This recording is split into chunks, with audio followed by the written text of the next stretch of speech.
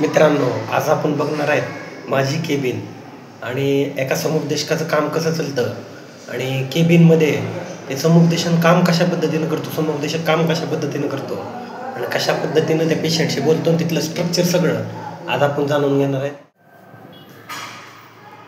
तर मित्रांनो, ही आपली केबिन आणि या ठिकाणी बघू शकता ही माझी चेअर आहे आणि हा जो क्लायंट येतो आमच्याकडं किंवा काउन्सिलिंगला जे काही पेशंट येतात ते या ठिकाणी बसतात आणि आपली समस्या आम्हाला सांगत असतात.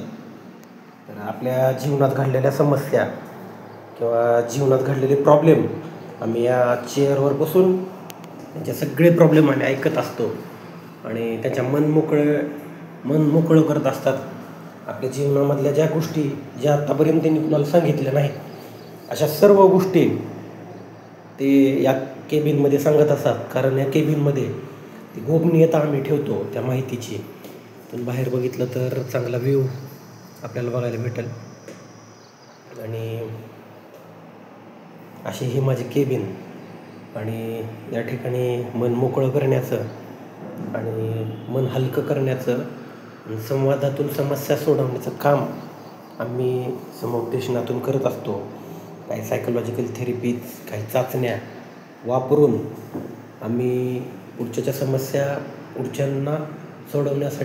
पुढच्यांकडून सोडवण्यासाठी त्यांना मदत करत असतो. तर ही केबिन तुम्हाला कशी वाटली आणि आमचं काम तुम्हाला कसं वाटलं हे कमेंटमध्ये नक्कीच कळवा. धन्यवाद.